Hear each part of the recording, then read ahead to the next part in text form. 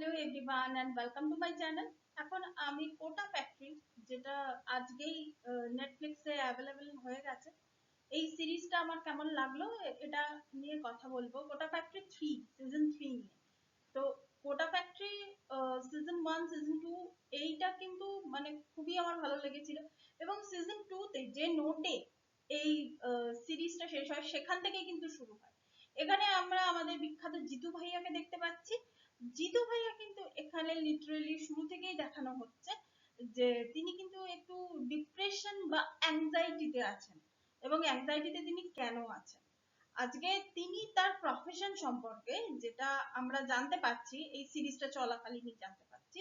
জিতু ভাইয়ের মানসিকতা হচ্ছে সে তার পড়ানোর মাধ্যমে লোকের মধ্যে সবসময় পজিটিভিটি জিনিসটাকে, লোকের মধ্যে মানে স্টুডেন্টদের মধ্যে পজিটিভিটি এই জিনিসটাকেই সে সবসময় দেবে।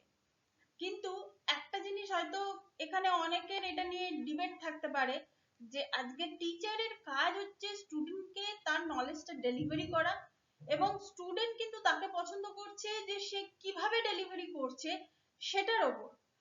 এখানে কিন্তু আজকে কোনো একটা ফর্মুলা বা যে যে কোনো একটা সংজ্ঞা ডেফিনেশন যদি আমরা বলি, তো সেটা আমি যেটা বলবো, একজন টিচার, একটা কোনো প্রাইমারি স্কুলের টিচারও সেই ডেফিনেশনটাই বলবেন, এবং একটা কোনো ইংলিশ মিডিয়াম স্কুলের কোনো টিচারও একই ডেফিনেশন বলবেন। কিন্তু স্টুডেন্টকে কে কতটা ভালো বোঝাতে পারছে সেটা হচ্ছে আসল কথা।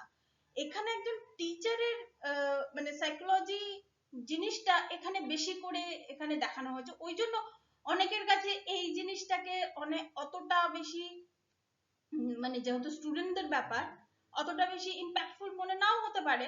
এবং টিচার যে মুহূর্তে মনে পড়ছে একজনের মৃত্যু তাকে ভাবাচ্ছে, এবং সে সেই জন্য নিজেকে বেশ কিছুদিন ধরে একটা জায়গার মধ্যে সে নিজেকে বন্দি করে রেখেছে। তার অ্যাটিটিউড দেখলে এটা পরিষ্কার বোঝা যাচ্ছে যে সে প্রচন্ড অ্যাংজাইটিতে আছে। তো এবার এইখান থেকে মানে মানে অবশ্যই যা মৃত্যু হয়েছে সেটা তার স্টুডেন্ট।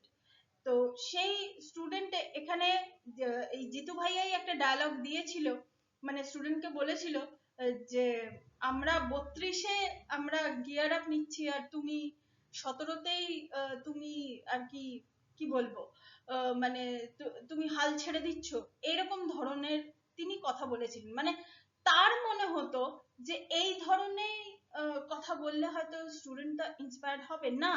সবসময় এটা টিচারদেরও, এটা ইন জেনারেল সেন্সে আমি বলছি যে একটা টিচারদেরও একটা জিনিস বোঝার দরকার আছে যে সব স্টুডেন্ট সব ধরনের জিনিস সমানভাবে নেবে এটার কিন্তু কোনো মানে হয় না। একটা ক্লাসে অনেক রকমের স্টুডেন্ট থাকে, এই স্টুডেন্টদেরকে সাইকোলজি মানে বুঝতে গেলে আজকে ওই যে বললাম পড়ানোটা তো ওটা যে কেউ পড়াতে পারবে, মানে একটু নিজের মধ্যে একটু নলেজ মানে থাকলে সে পড়াতে পারবে। কিন্তু স্টুডেন্টের সাইকোলজি বুঝিয়ে আজকে আমি একটা কথা থ্রো করে দিলাম যে এই আমি 32-এ গিয়ার আপ নিচ্ছি আর তুমি 17তেই তুমি মানে হাল ছেড়ে দিচ্ছ। তো এই এই জিনিসটা এবার 32-এ আপনি গিয়ার আপ যদি নিয়ে থাকেন, যদি আমি একজন স্টুডেন্ট হিসেবে যদি বলি, আপনি যদি 32-এ গিয়ার আপ নিয়ে থাকেন, আপনার পরিস্থিতি, আপনার সিচুয়েশন, সবচেয়ে বড় কথা আপনার আপব্রিঙ্গিং কেমন ভাবে হয়েছে সেটা অনেকটা গুরুত্বপূর্ণ ভূমিকা পালন করে। কিন্তু নট অনলি এটা কখনোই হতে পারে না যে উল্টো দিকে যে স্টুডেন্টটা আছে তার আপব্রিঙ্গিং আপনার মতোই হবে, সে আপনার কথাটাকে খুব পজিটিভ ওয়েতে নেবে। এটা কখনোই নয়, সে নেগেটিভ ভাবেও নিতে পারে, সে নেগেটিভ ভাবে সে আচরণও করতে পারে, এবং সে যদি মনে করে সে নেগেটিভ ভাবেই সে আচরণ করবে, সে নেগেটিভ ভাবেই সে আচরণ করতে পারে।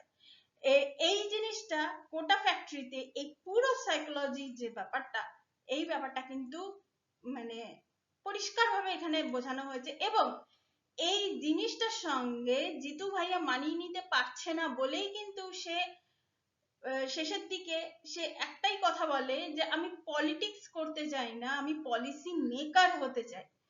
যে এই যে এডুকেশন যে টোটাল যে সিস্টেমটা, এখানে তো অনেক কিছু মানে এই পুরো কোটা ফ্যাক্টরি যারা সিজন 1 সিজন 2 যারা দেখে ফেলেছেন তারা বুঝতে পারবেন যে কত দূর দূর থেকে সব ছেলেমেয়েরা আসে, কত গরিব চাষির বাড়ির ছেলেমেয়েরা আসে এখানে।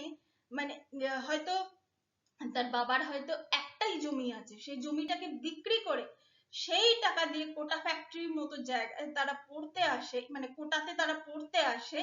এবং পড়তে আসার পরে সে পাবে কি পাবে না তার কিন্তু কোনো গ্যারান্টি থাকে না, এরকম ভাবে এন্ট্রান্স এক্সাম সে পাস করবে কি করবে না, বা আইআইটি তে সে পাবে কি পাবে না।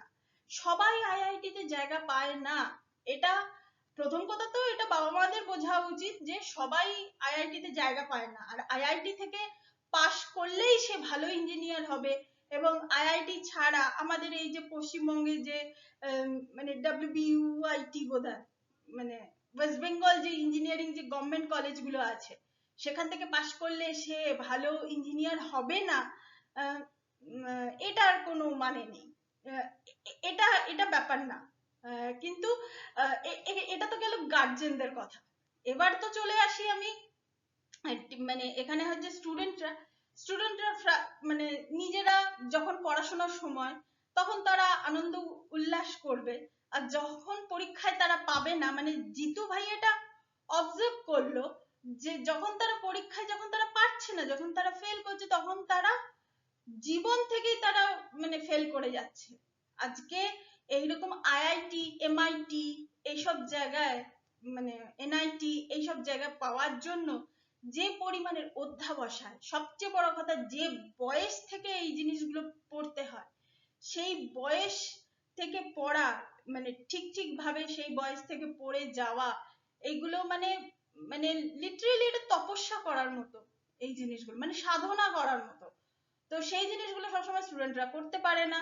তো সেই জন্য এই যে ওই যে পার্টিকুলার বললাম যে একজনের মৃত্যু জিতু ভাইয়াকে পুরো নাড়িয়ে দিয়েছে এই সিরিজটাতে যেটা দেখাচ্ছে। তো সেই সেই জন্যই সে শেষে একটা জিনিস দিয়েই সে শেষ করতে চাইছে যে আমার নিজেদের স্টুডেন্টদের কাছেই যদি আমাকে মুখোশ পরে থাকতে হয়, নিজেদের স্টুডেন্টদের কাছেই যদি জিতু ভাইয়ার মুখোশ পরে আমাকে থাকতে হয়, অ্যাকচুয়ালি আমি সেটা নই। কারণ আমার এই পলিসিটাকেই আমার পছন্দ নয়। তো আমাকে যদি মুখোশ পরে থাকতে হয় তাহলে সেই জায়গাটা থেকে বেরিয়ে আসাটা অনেক অনেক ভালো। তো এইটা এই সিজনটা এখানে খুব সুন্দর একটা নোটে এখানে শেষ করেছে। আর কিছু কিছু ভালো ভালো যদি দৃশ্য বলি তাহলে তিলোত্তমা সোমকে এখানে খুব ভালো লেগেছে, গলির মধ্যে ক্রিকেট খেলা সেই জিনিসটা ভালো লেগেছে। এবং মিনা, বৈভব আর মিনার যে ক্যারেক্টার, এখানে সেলফ রেসপেক্ট নিয়ে একটা দৃশ্য আছে, সেই দৃশ্যটা খুব ভালো লেগেছে। আর ওদের দুজনের মাঝখানে একটা বন্ধু তো আছেই, যার কোনো কিছুতেই কিছু যায় আসে না, সে ৮০ পেলে তো ৮০ পেলেও সে যেভাবে সে আনন্দ মানে উল্লাস সে করে, এবং সে ৩০ পেলেও সে সেইভাবেই আনন্দ উল্লাস করে। মানে এইটা হচ্ছে সেই পার্টিকুলার সেই বন্ধুটা আমার মনে হয় আদর্শ মানুষ হিসেবে ভবিষ্যতে যদি কাউকে নাম্বার দিতে হয়, আমার মনে হয় মাঝের বৈভব আর মিনার মাঝে যে বন্ধুটা, তাকে আমার সে মানে নাম্বার দেওয়া উচিত। তো যাই হোক, কোটা ফ্যাক্টরি এই সিজনটা কেমন হলো, আমি যদি এক কথায় বলি এটা একটা ডিসেন্ট ওয়াচ। এটা একটা সিরিজ হয়েছে।